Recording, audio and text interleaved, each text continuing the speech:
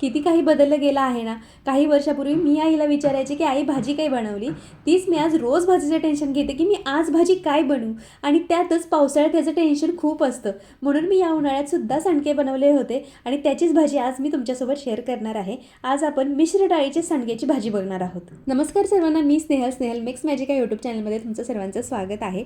सांडग्याची भाजी बनवण्यासाठी सर्वात आधी आपल्याला मसाला करून घ्यायचा आहे. तो आहे आलं, लसूण, कोथिंबीर आणि खोबरे याची पेस्ट तयार करून घ्यायची. आता आपल्याला सांडगे भाजून घ्यायचे आहेत.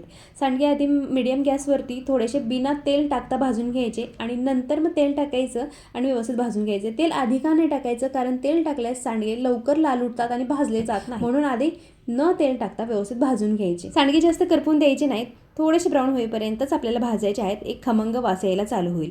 आता सांडगे भाजले आहेत, सांडगे बाजूला काढून ठेवायचे. त्याच भांड्यामध्ये आपल्याला 2 ग्लास पाणी गरम करून घ्यायचं आहे. पाणी गरम होते तोपर्यंत आपण सांडग्याच्या भाजीला फोडणी देऊया. इथं कढईमध्ये गरम तेल करायचं, त्याच्यामध्ये जिरं, मोहरी, हिंग, कढीपत्ता आणि बारीक चिरलेला कांदा टाकायचा आणि हलकासा सोनेरी रंग येईपर्यंत परतून घ्यायचा. कांदा भाजतोय तोपर्यंत मला तुम्ही कमेंटमध्ये सांगा की तुमच्या आईने या उन्हाळ्यात सांडगे बनवले का, किंवा तुम्ही बनवले का, हे मला तोपर्यंत कमेंटमध्ये सांगा.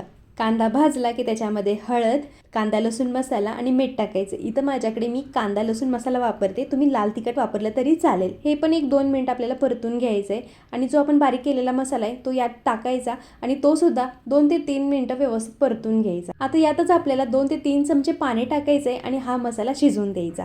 मसाला शिजला की त्याच्यामध्ये आपल्याला जे आपण भाजलेले सांडगे आहेत ते टाकायचे आणि 2 मिनिटात ते सुद्धा परतायचे, म्हणजे मसाल्यामध्ये मुरले जातील. परत जे गरम केलेलं पाणी आहे ते टाकून उकळी येऊन द्यायची. त्याच्यात बारीक चिरलेली कोथिंबीर टाकायची, झाकण ठेवायचं आणि पूर्णपणे व्यवस्थित आपल्याला सांडगे शिजवून घ्यायचे आहेत.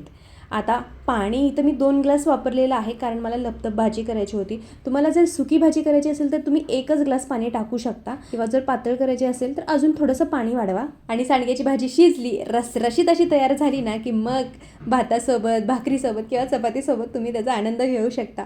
आणि काय सांगू तुम्हाला, नॉनव्हेजच्या भाजीला सुद्धा मागं सरकवेल अशी भाजी लागत होती. मग सांडगे असतील तर करणार ना ट्राय.